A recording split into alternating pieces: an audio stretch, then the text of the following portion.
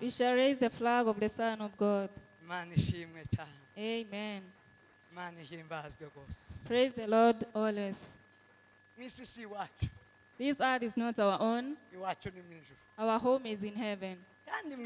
And in heaven, the key to heaven, it is our deeds on earth. Those 200 that you give, that is what will give you to enter into the kingdom. Amen. That sacrifice that you make, that is what will take you to heaven. You shall see God in heaven. Praise be to God. Amen. We read the book of Romans.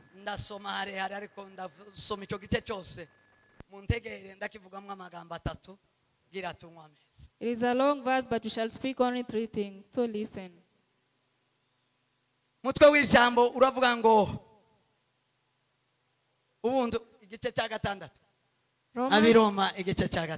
Romans chapter 6, the whole of it.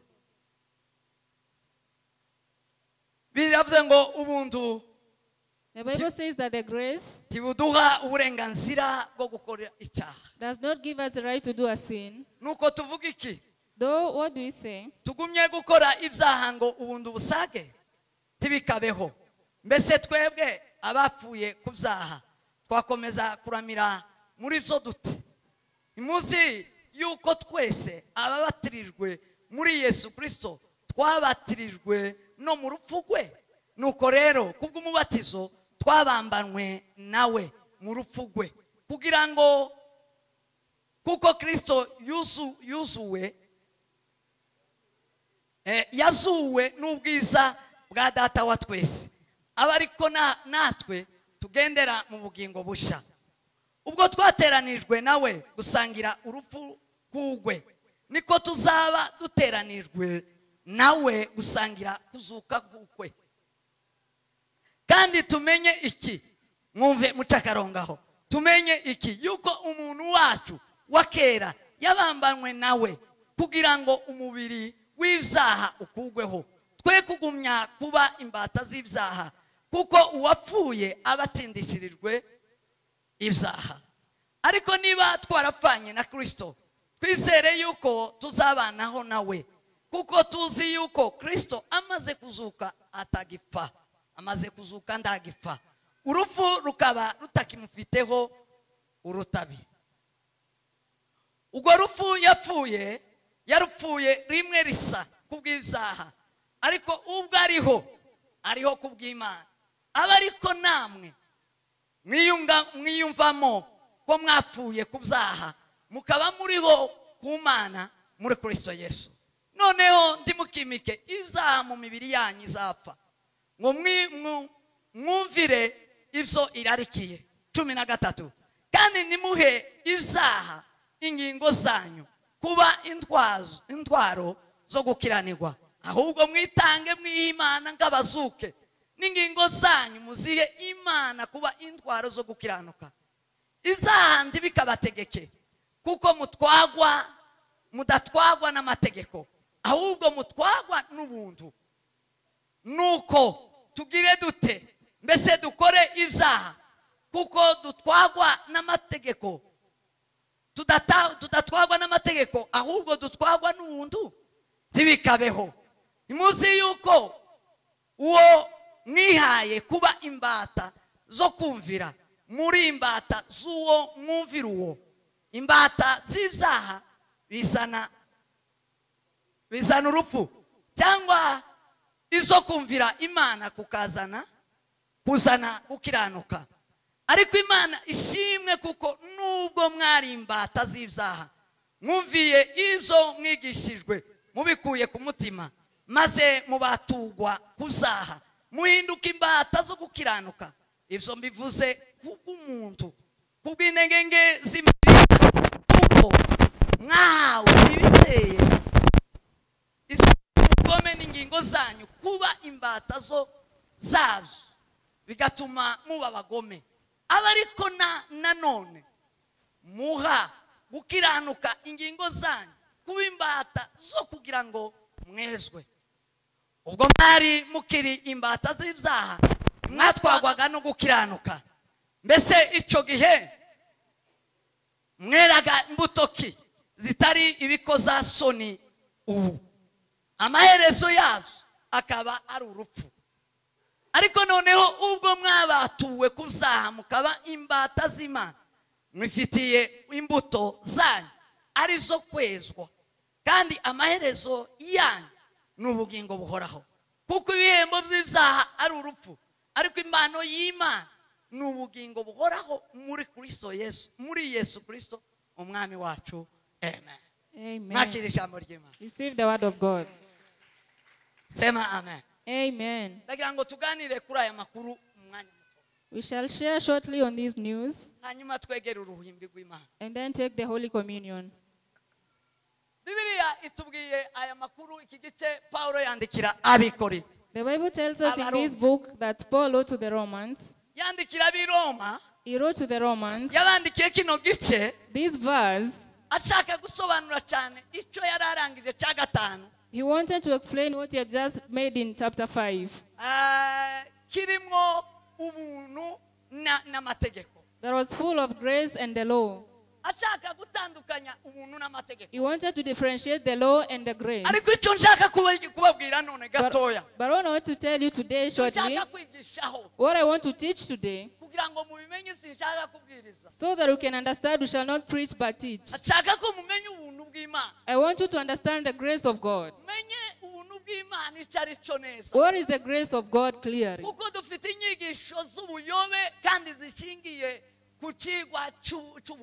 Because there are so many teachings on grace that are lying.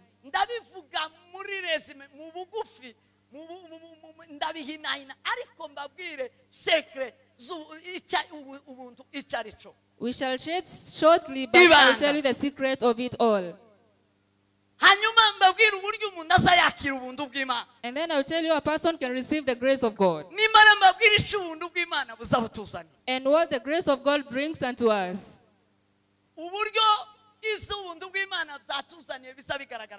The way the grace of God is manifested in a man.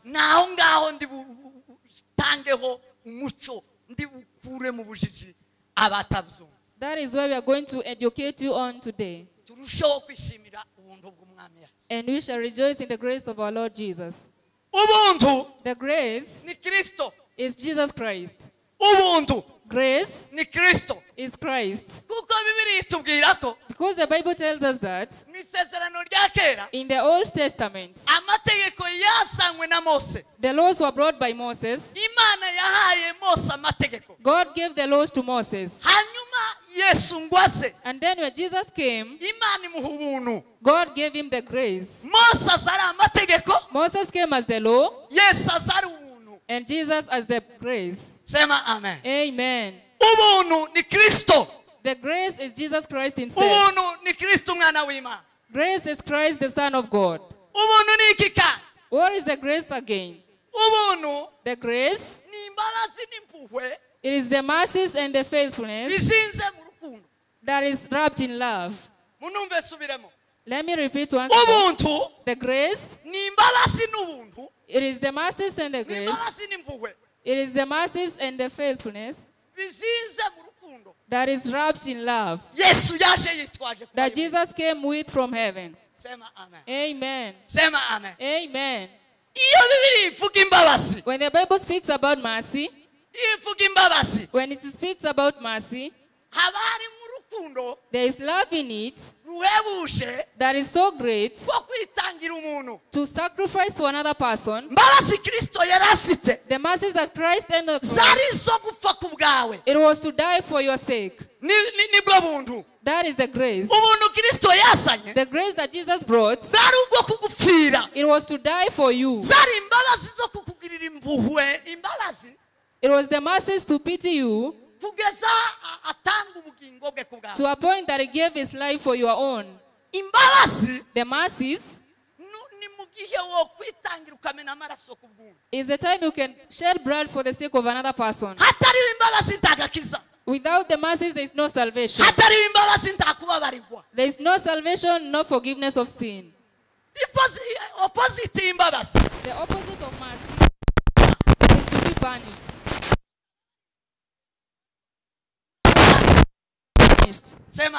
Amen. Amen. When you forgive a person, you sacrifice for that person. Not that he has not sinned. Not that the law is not on him.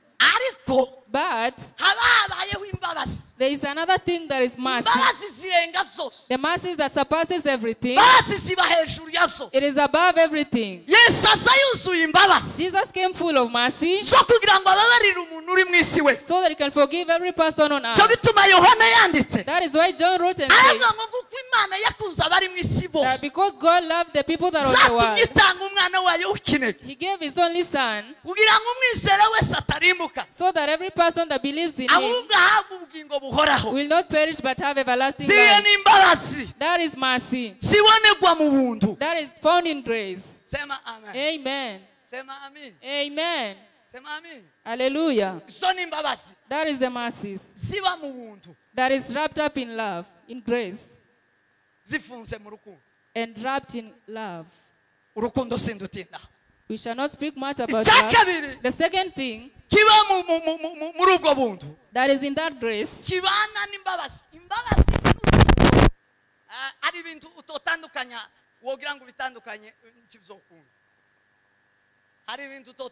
there are two things that we cannot separate. There are so many things that we can separate. And these are the things we can separate. Jesus Christ, mercy, and the grace, and the pity, and love, and blood. All those things make salvation. Amen. You cannot separate those 5 things that we've spoken about. And now the grace.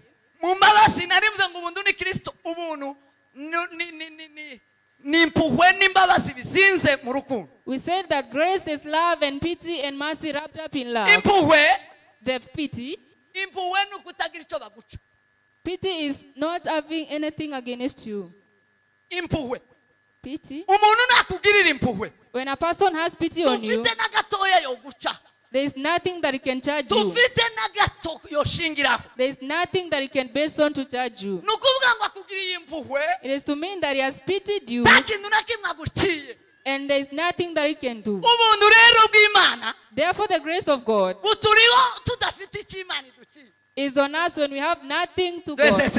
Praise be to God. Hallelujah. Amen. The Bible says all of us have sinned, and we do not get to the grace of God. We have all committed sin. All of us have committed a sin.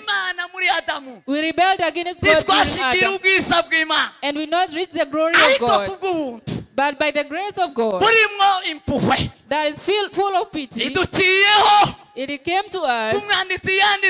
The writer says that he found us joking in sin, and when he came, he had mercy on us. And he said, Son of man, live.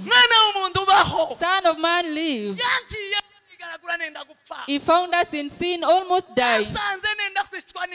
We were about to be killed by our sin. And when he came to us, he said one thing of mercy, and the grace came unto me. And he said that, Son of man, live. Hallelujah.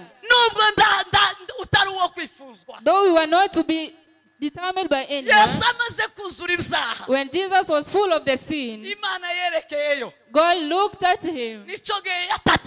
That is the time that Jesus cried aloud.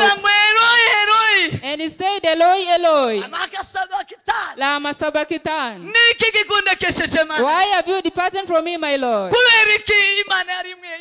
Why had the Lord forsaken Jesus Christ? Jesus had a bad image. He was like the sin. We were full of sin, brothers. We were so filled with sin, my brothers. By the grace of Jesus Christ our Lord, that he came and it washed us, it cleansed us when we did not pay anything for it. That is the reason the grace is very different from the law. There's nothing you base on, nothing you can do that can please the Lord and to touch the heart of God, and God gave us salvation. It is not possible. There's nothing you can give. Amen. Amen. Hallelujah. Hallelujah. Amen. Amen. Praise be to God who gave us the grace. And the grace and pity. Grace is pity. It is to pay nothing for it. That thing that you think is what Jesus based on to save you, you are lying to yourself. To be forgiven, it is grace. Amen. Hallelujah. To receive salvation, it is grace.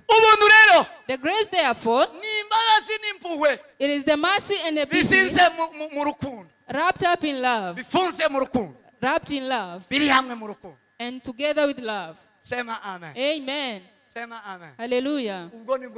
That is the grace. Where grace is different from the law, the grace is what I've just told you. The law on the other side, it is the punishment. The law is a punishment.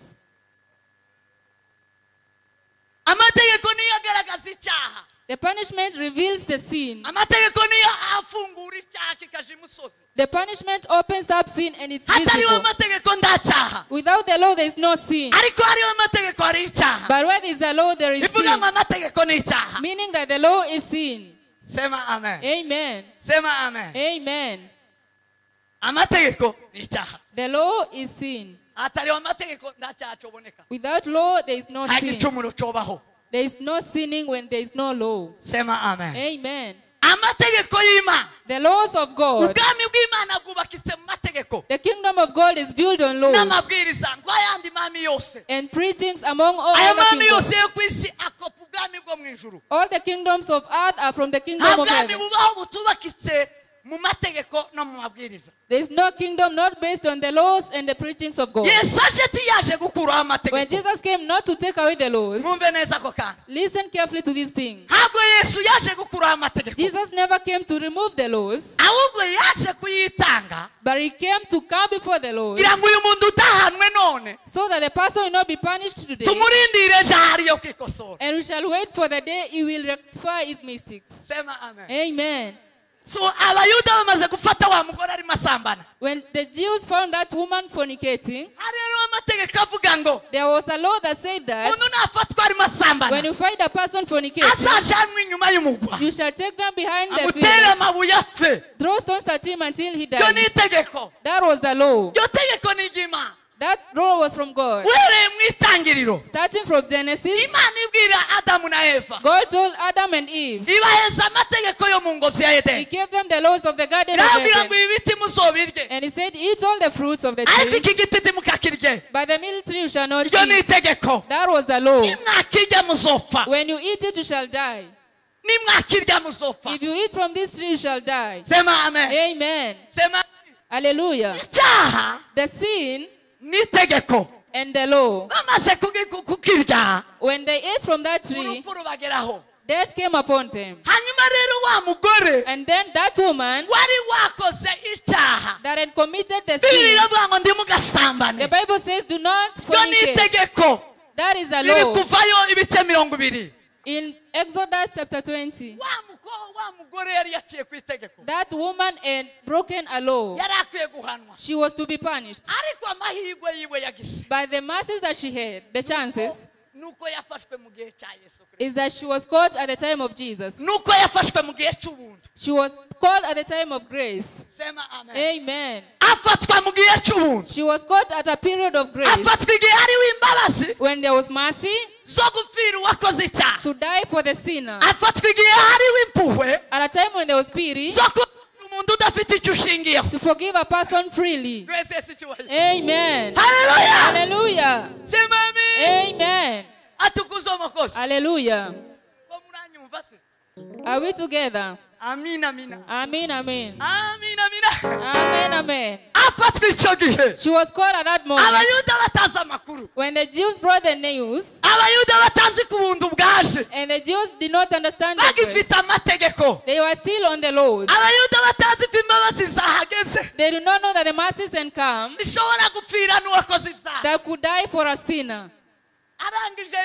And then Jesus, they brought the woman to Jesus so as to try him, to see if he will not say against what he said. Because the laws are of God, and he is of God, to see how he shall judge that thing. But one thing they do not understand. Amen. Amen. In grace there is no judgment. Amen. In grace, there is no judgment. But does not remove the laws. The laws bring the judgment. And Jesus said to them, and he said, what's wrong with this woman? She has committed fornication and you know the laws. Amen. Amen. Amen. This woman and committed the sin of fornication. And the law says that we should stone her to death. And Jesus had all the laws in him. He came full of all the laws. And the Bible says when you break one law, you have broken all the laws. All the laws fill one another. When you break one, you have broken all of them. And Jesus sat and he thought about it all. He thought about them all from the first to the last before the congregation. And then he said, not the fornicator only will be punished.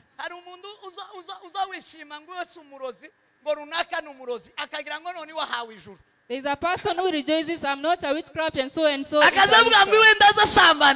we think that we don't fornicate, but you think that you won't, and you think you are holy.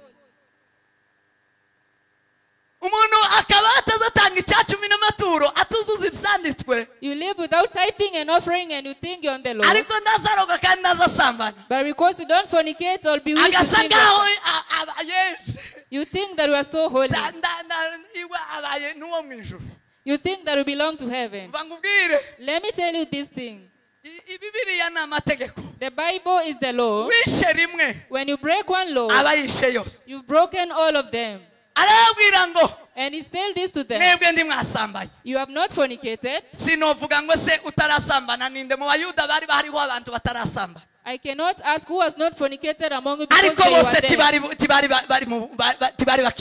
But not all of them were saved. Not all of them were holy.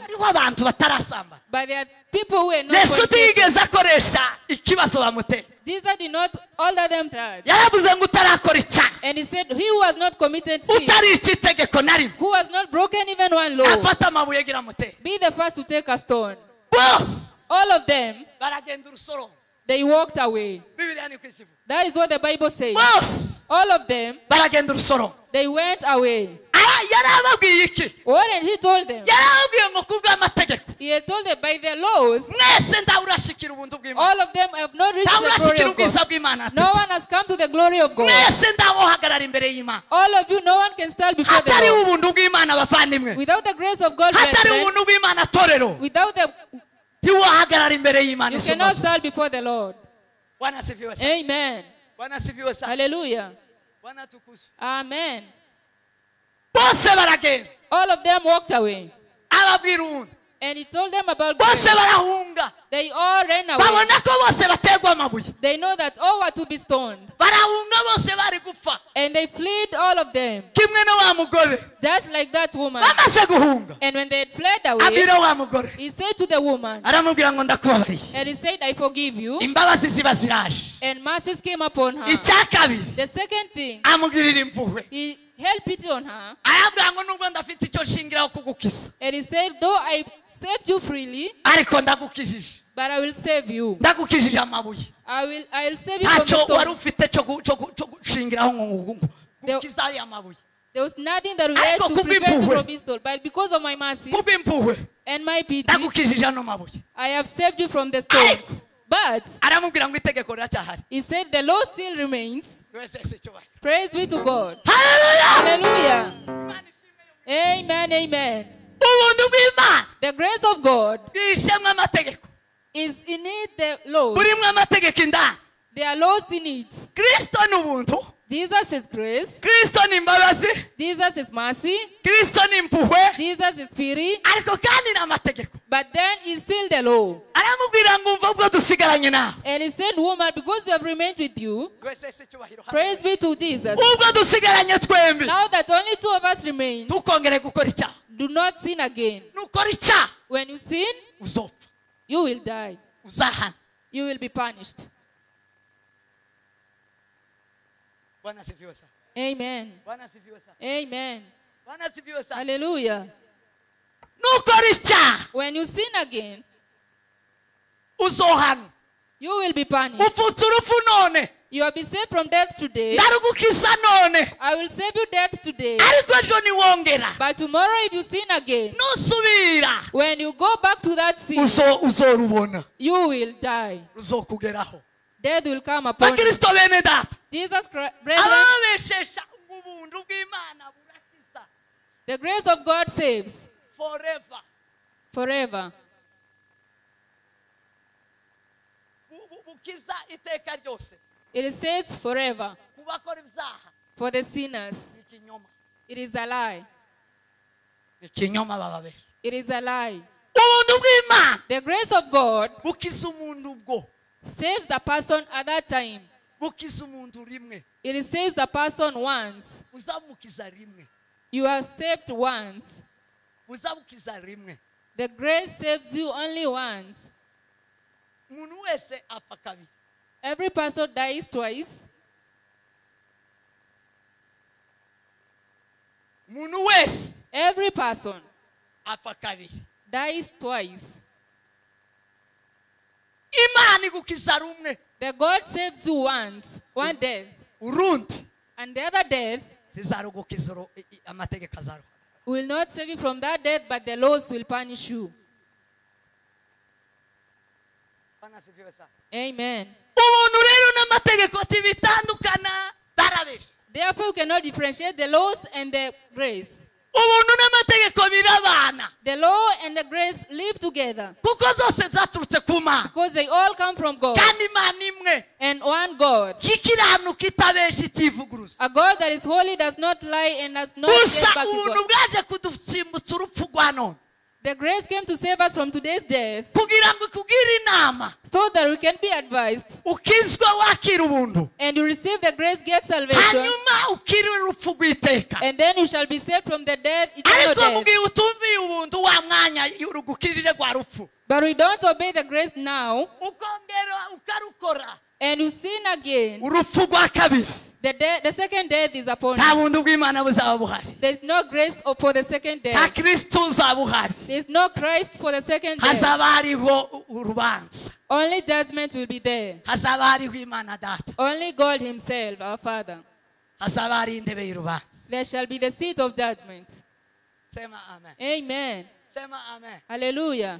yesu azavuga ngo yakugezeho n'impuhwe n'imbabazi urazanga Jesus will say, I gave you mercy and pity, urazanga but you rejected them. yakugezeho They came to you. yuzuye urukundo rutagira akagero He came to you full of love, uragwa but you rejected it. none Now, urupfu ni rumwaka death will receive you. sema amen Amen. kwakira ubuntu bw'imana To receive the grace of God ni is to receive Jesus Christ. Abanyabuntu bose All the grace people nabakiriye Yesu Kristo. are people that have received Kwakira Jesus Yesu Kristo Christ. When you receive Jesus Christ, sukumwatuza kanwa. is not to say it with your mouth. Oyaye. No way. Kumwatuza kanwa. To confess by your mouth Ni ikimenyetso. is a sign, Ntabwo ariko gukira. but it's not the salvation itself. Sema amen. Amen. Sema amen. Amen. Sema amen. Amen. Kwatuza kanwa. To confess with your mouth Sukwakira Yesu nk'umwami n'umukiza. does not mean you've received Jesus as your Savior. Kwakira Yesu nk'umwami n'umukiza. To receive Jesus as your King and Savior Ukwizeza umutima. is to believe with your heart, Ni handi nababwiye ngo muca akarongo. where we will say and you mark that. Nababwiye ngo muca akarongo. I say that you mark that verse. Havuze ngo kandi tumenye iki. And it says we should know this. Kwizera ni ukumenya igice cya gatandatu. Gatandatu kuri gatandatu. 6 and verse 6 of Romans. Kwakira ubuntu bw'Imana. To receive the grace of Ni God, ukumenya iki. it is to know this thing. Tumenye iki. To know what? Number one. The first thing. Tumenya Adamu wa mbere. You know the first Adam Watwagaga na kamere ikora icyaha. that was led by the nature of sin. Tukamenya Adamu wa kabiri. And you know the second Adam Watwagaga n'ubuntu bw'Imana. that was led by the grace of God. Itegeko ry'ubugingo. The law of life. Uwa mbere ni itegeko ry'icyaha n'urupfu. The first was the law of sin Uwa and death. kabiri ni itegeko ry'umwuka w'ubugingo. And the second is the spirit of Ayo life. makuru ukayamenya neza. This thing you should know well. Ndabigisha kwakira ubuntu bw'Imana. I want you to receive the Kwakira grace Yesu of God. Kristo. Receive Jesus Christ. Si ukugwatuza ngo uvuga ngo Yesu ni umwami It's n'umukiza. not to confess that Jesus is my Oya Savior. abakristo barabeshwe nico gituma tugwijije abapagani mu ikanisa. Christians lie to themselves. That's why pagans are full in church. Ntabwo kwakira Yesu Kristo nk'umwami n'umukiza. To receive Jesus as the Lord and Ari Savior ukwatuza kanwa. is not to confess by mouth. Oya sivyo. No way, that is Si no not it. kuza hano muri iri kanisa. It is not to come even to this Uku church. mwaje oya biratandukanye. Coming to church Ibi does not mean byose ni salvation. amasinye. All these are signs, Kandi amasinye woya pirata. and signs can be fake. Woya fotokopesha. You can photocopy signs. Dufite abantu bari fotokopesheje. There are people who are photocopying the Dufite signs. ibipukura byinshi. And there are so many people lying to Kubera ko themselves. ari mu ikanisa. Because he's in church, Kubera ko ari indumwa. because he's an apostle, Akagira ngo afite agakiza. they think that they have salvation. Agakiza suko. That is not salvation. Agakiza. Salvation Ni ukumenya neza. is to know clearly Adamu wa mbere. that the first Adam, Adamu wa mbere. the first Adam, Kamere y'icyaha. the nature of sin Itegeko ry'icyaha n'urupfu. and the law of sin and death, Akarimenya neza. to know that very well. Yarangiza kubimenya. After knowing all that, Akibona mu iryo tegeko ry'icyaha and you n'urupfu. see that law within you, Yarangiza. after that, Kubw'ubuntu bw'Imana. by the grace of God, Akamenya ubuntu. you know the grace, Akamenya itegeko ry'umwuka w'ubugingo. and you know the law of the spirit of life Bibatura umuntu mu itegeko ry'umwuka w'urupfu. that brings a person from the law of sin, that saves you. Ibyo zombi yabimenye. When you know those two things, Uwo muntu biroroshe kwakira ubuntu. that person can receive grace. Sema amen. Amen. Sema amen. Hallelujah. Kwizera To believe, ni ukumenya. it is to know, Ni ukumenya neza. it is to know clearly, to understand. Ni ukumenya neza. It is to know clearly without any doubts. Iyo umenye ko uri umunyabyaha. When you know that you are a sinner, Ukamenya ko uri mu itegeko ry'icyaha n'urupfu. and you know that within you there is the law of death and sin and death, you cry. Iyo umuntu ari mu rupfu azataka. When a person is dying, they cry. Iyo umuntu arimo ababara. When a person is in pain, Iyo umuntu arimo ababara. when a person is in torture, Azatakira amagara. you cry aloud. Umunyabyaha Every sinner wamenye neza. that knows clearly, Adamu wa mbere. the first Adam, Sema amen. amen, Bwana asifiwe sana. amen, Azatakira ubugingo. they cry for their lives. Azataka nga kujya kuri ku ngingo yo gupfa. They lie like a person that is dying. They cry. Azataka. Bibiri zitubwira igitabo cy'umugenzi cya mukristo. The Bible says in that book of the Ngo Christian mukristo yamenye ubugingo. that the Christian knew about Amenya life, ko isi arimwe igiye kurimbuka. and he knew that the world was about to perish, Wara arataka araboroga. and he cried out aloud, Aravuga ngo ubugingo. and he said, live, live, live. Wagenda yirukankera ku bugingo ngo aboroga cyane. And he went to life crying aloud, Bakumva amajwi amugarura. and there were voices that brought him. Came to Icyo him. gitabo kiravuga ngo apfuka amatwi. That book says he closed his ears and he ran. And the family that was bringing him back. And he said, I told them that this city will be perished. And I told them to run with me, they refused. And because of crying for his life, he cried out aloud. And he ran crying, live, live, live. A person who has not seen that this world will perish has not received the grace. A person who does not see that this world will perish one day has not received the grace of God. Amen. Amen. If you cannot see a sin and something that looks like sin, that says the body eats man, and you are filled with pain, you cry like a person crying for life. You have not received the grace of God, of Christ. Amen. Amen. It needs that you know death, and you die with Christ. Amen. To receive grace, it is to know clearly that you are in sin. You know without a doubt that in Christ Jesus there is the grace today, and there is forgiveness of sin, and there is pity. Even though we are sinners, Jesus was crucified by two things, with two thieves. He was crucified alongside two sinners. Like the Bible says, he shall be crucified with sinners. The one that saved one of the sinners, he knew himself. And he said, his neighbor is other person. And he said, now that we are sinners, we have committed sin. And that is why we are here. But you, Jesus, why are you here with us? You are a good person. And you used to do good things only. Why are you here with us? This person is full of life. Why is he on the cross with us? Amen. Amen. Amen. Amen. And he said, Jesus, we are here because of our sins. But you, why are you here with us? And then he turned to him and he said, my Father, when you go to your home, wherever you shall go to your kingdom, remember me. Because he knew so well that he had life. But us, we are headed to hell. We are headed to hell, to perishing. And Jesus said, because you've understood that, receive the grace of God. You've received the grace of God. Not another time. This moment, know that. At the moment, know that. We shall be with you in paradise. We shall be with you in paradise. To receive the grace of God, brethren, it is to know without doubt. To receive the grace, it is to know without a doubt. And not knowing is not to receive Christ. What makes you receive Christ? What prevents you from receiving Christ? If the Bible speaks about sin and you feel that it's normal, you feel that it's life, a life that is so normal, you feel that it's nothing else, only sin.